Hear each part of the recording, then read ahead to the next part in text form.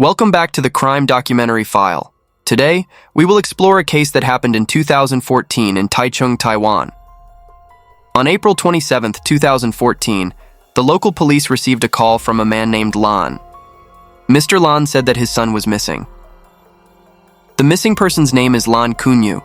36 years old, he is the owner of a factory and a very diligent person at work.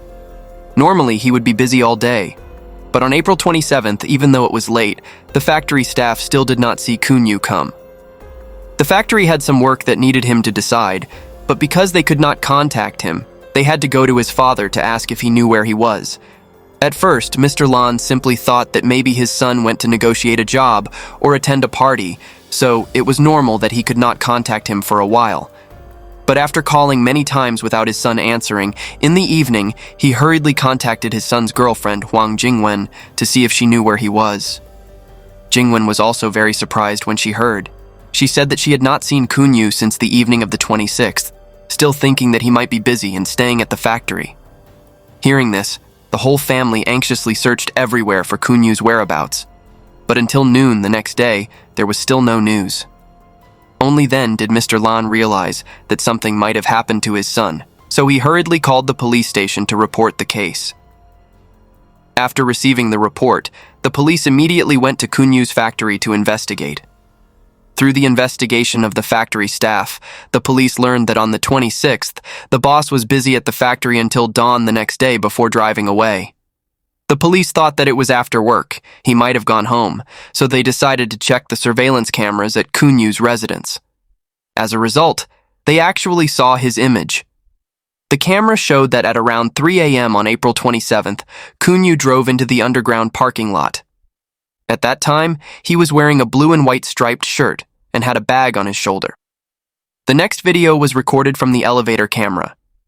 In the video, Kunyu can be seen yawning and then calmly pressing the button for the 9th floor, where he lives with his girlfriend. The elevator door opened, he walked out, and that was the last image of him recorded by the camera. After that moment, no other camera in the building could see his image. After determining that Kunyu had exited the elevator on the 9th floor, the police quickly arrived at the apartment where he lived with his girlfriend. They searched everywhere but found no trace of him. In an effort to find out the reason, the police talked to Jingwen, Kunyu's girlfriend, to see if there had been any recent conflicts between the two that caused him to leave. When asked, Jingwen appeared to be in great pain. Tears fell as she confided to the police that Kunyu was the person she loved the most, and that she had not been able to eat or sleep in the past few days, only tossing and turning, worrying about her lover's safety.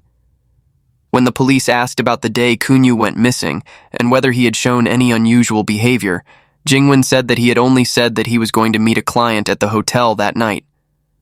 At first, she did not think much of it, guessing that he had probably drunk too much and stayed overnight before going straight to the factory.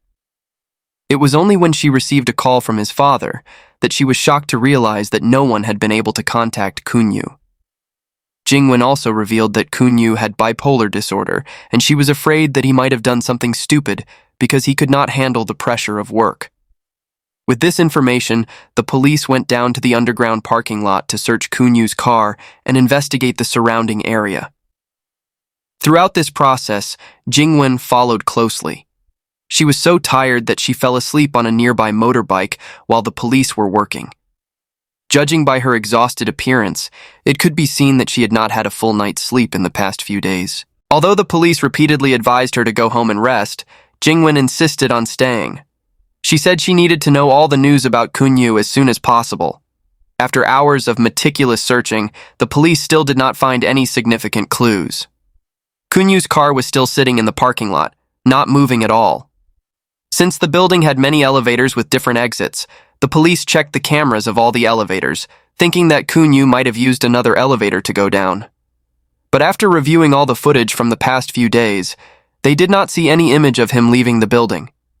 This incident left the investigators extremely bewildered. How could someone disappear without a trace?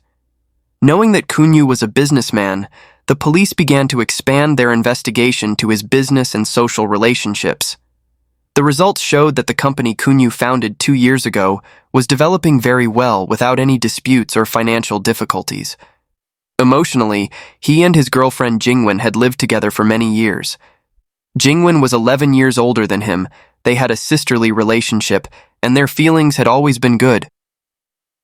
When the investigation into the relationship did not yield any results, the police decided to go back and carefully examine all the surveillance cameras in the building. This time, an unusual video caught their attention. At around 5 p.m., 2 days after Kunyu went missing, the elevator camera captured the image of a suspicious figure. It was a person wearing a red shirt and a helmet, and from the way he moved and looked, the police determined that it was most likely a woman. It is worth noting that this person was dressed unusually. Her entire body was carefully covered, with a thick coat regardless of the weather.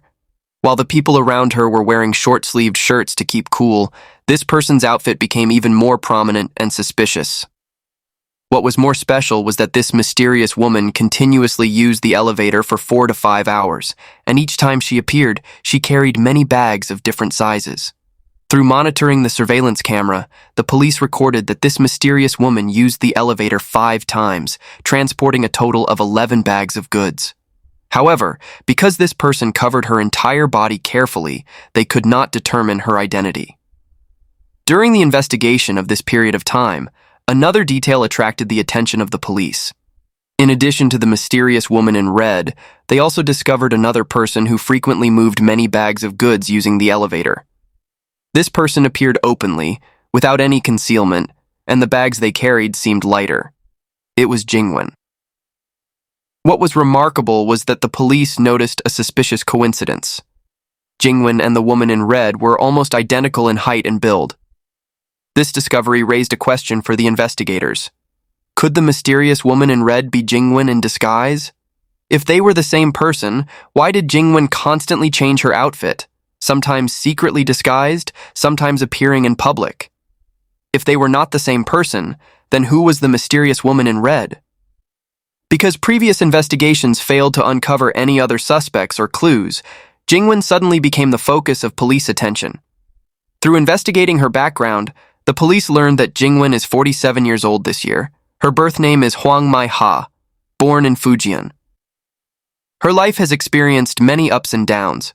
When she was young, she got married in China and had 2 children, a boy and a girl with her first husband. Her first marriage ended in pain when she discovered her husband was having an affair and decided to divorce. In 1996, fate brought her to know a Taiwanese man 9 years older than her through a marriage brokerage company. The following year, at the age of 30, she got married for the second time and moved to Taiwan to live. But it seemed that happiness had not yet smiled on her. Her second marriage also did not bring the joy she expected. Her husband did not have a stable job, forcing her to struggle to take care of her life. They lived together for nearly 10 years. In April 2006, Jingwen finally received her residence card in Taiwan. In July, she asked for a divorce. Her second husband begged her, but Jingwen was so determined that he finally agreed to the divorce. With her skillful acupressure massage technique, Jingwen quickly found a job at a spa.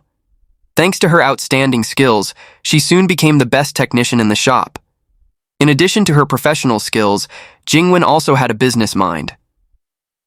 After many years of accumulating capital, she boldly opened her own spa in Taichung. Inheriting the massage secrets passed down from her family, combined with her skillful communication skills, her shop grew more and more prosperous. Her success in business helped her not only become financially independent, but also have the conditions to invest in rental real estate. It was during this period of development that she met Kunyu, a young man 11 years younger than her. Despite the age gap, Jingwen was still very young and beautiful thanks to her ability to take care of herself. From Kunyu's frequent visits to the spa, they gradually developed feelings for each other and decided to live together. Jingwen had high hopes for this relationship. She often bragged to her friends about her young and handsome boyfriend. In order to integrate into Kunyu's family, she and her boyfriend went to Nantou to visit his parents every week. So, in the end, did Kunyu's disappearance have anything to do with Jingwen? When the mysterious woman in red was spotted in the surveillance video, the police tried to trace her whereabouts through the area's security camera system. However, due to the limited number of cameras on the street, they could only track half of the journey before giving up. The last image they recorded was of the woman riding away on a motorbike, carrying 2 large bags of things. Not giving up, the investigators decided to watch the elevator camera footage over and over again, carefully analyzing every little detail. Their patience was rewarded when they caught an important clue in one frame.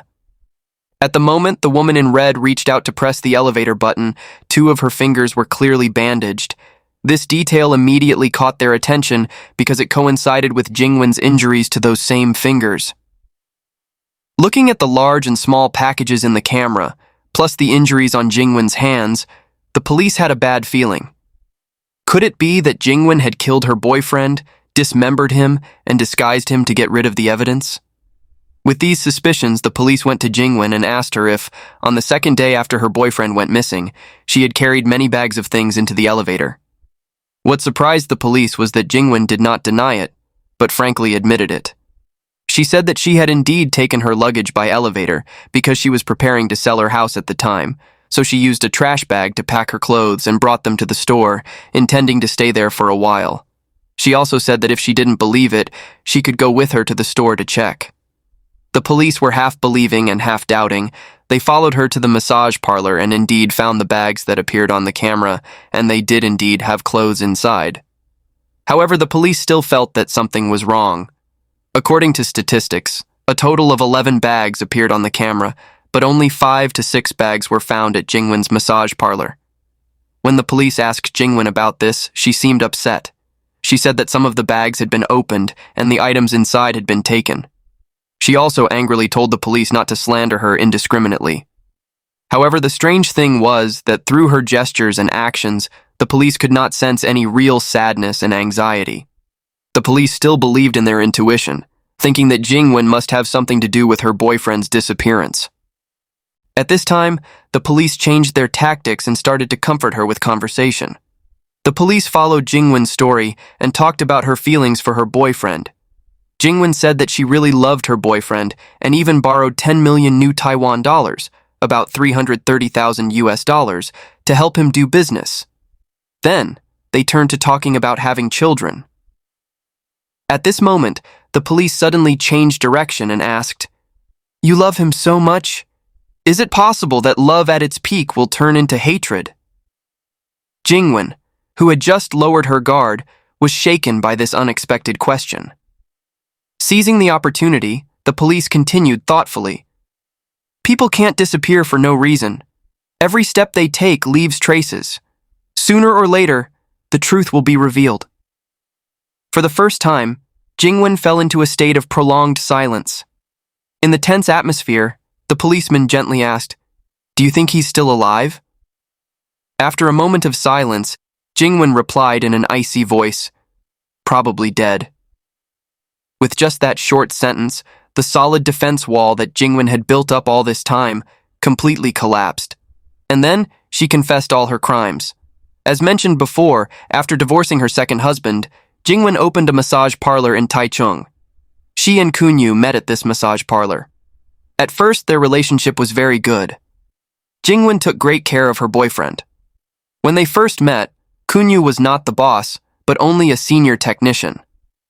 Although the income was quite high, it was still very different from Jingwen's massage business. After that, Jingwen encouraged her boyfriend to start a business as a boss. In order to have the capital to start a business, she specially went to Fujian to borrow money from her father, investing 1 million new Taiwan dollars, about 33,000 US dollars, for her boyfriend. She also used her name as a guarantor, borrowing 10 million new Taiwan dollars from the bank.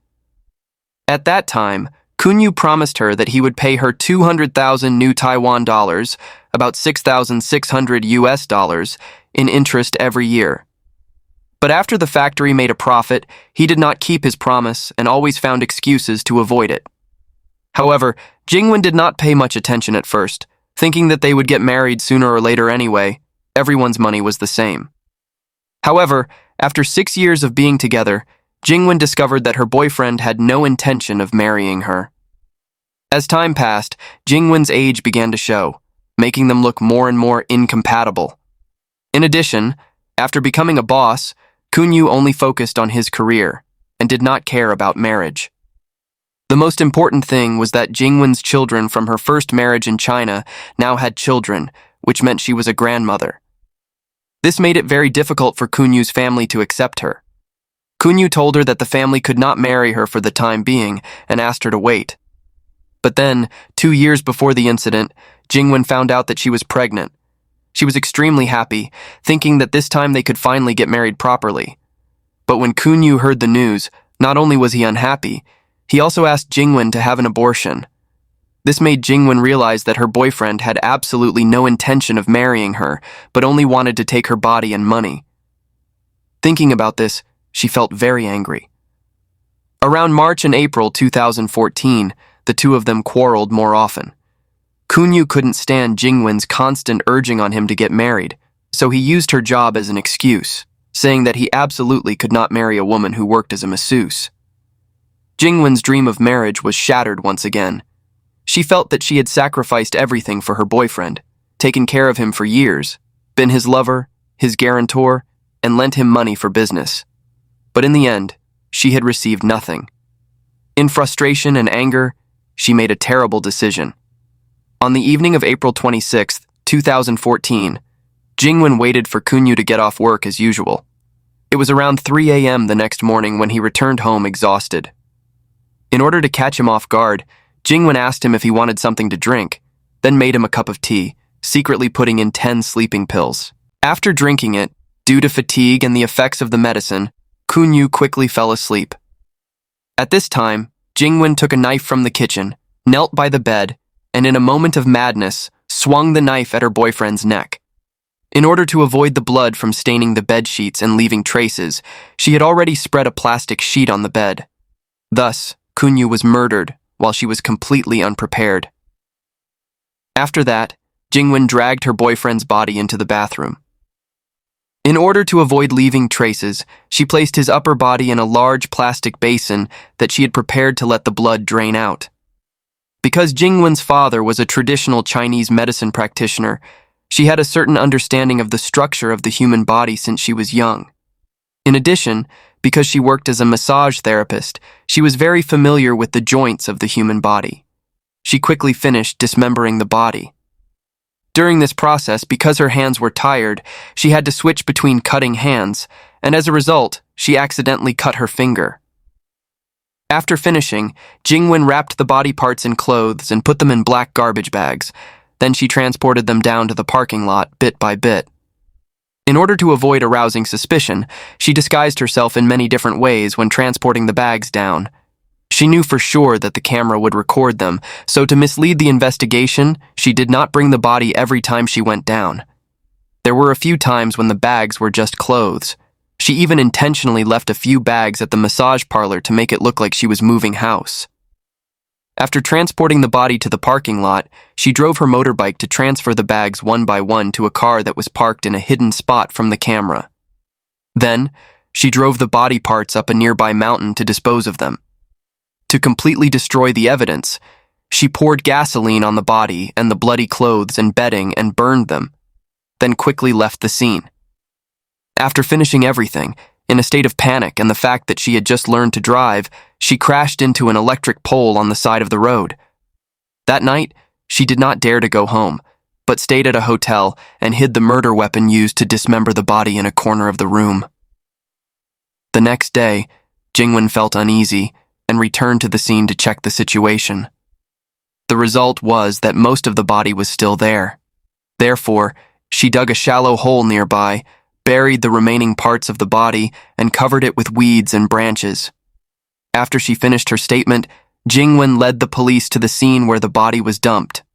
Following her instructions, the police found the burial site covered with branches. When they dug it up, they really found the remaining parts of Kunyu's body. In addition, the police also went to the hotel where she stayed that night and found the murder weapon. At first, the police thought Jingwen's motive for the crime was very clear. It was a murder for love. But through further investigation, they discovered that the emotional issue was only part of it. The other motive was a financial dispute. The police discovered that the house they were living in had a deposit paid by Jingwen, and the monthly installments were paid by Kunyu. When Jingwen realized that her boyfriend had no intention of getting married, she planned to sell the house and leave Taiwan. But her boyfriend said that since he had also contributed money, he wanted to split the money from the sale of the house. Jingwen felt extremely angry and disappointed when her boyfriend, who had been with her for so many years, not only did not want to marry her but also wanted to split the money from the sale of the house. In order to prevent the money from being divided and also to get revenge, she planned this murder. It could be seen that she had been planning this for a long time. Before taking action, she still cared about Kunyu's parents as usual, not showing any unusual signs. The police also discovered that Jingwen's driver's license had only been issued not long before the incident, and no one around her knew about it. The police believed that she had secretly learned to drive in preparation for disposing of the evidence. In addition, 2 months before the incident, she had used insomnia as an excuse to get sleeping pills from the hospital.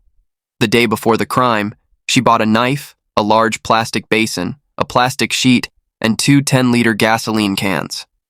She also rented a car the day before and deliberately parked it in a place where the cameras could not see it, preparing for the next day's plan. It is noteworthy that before committing the crime, Jingwen was worried that if she killed someone and then sold the house, once the incident was discovered, the house would become a haunted house and could not be sold. Therefore, she decided to sell the house first. In fact, since March 21st, that is, before the incident occurred, she had already agreed on a price with the buyer and completed the name change procedure on April 14th.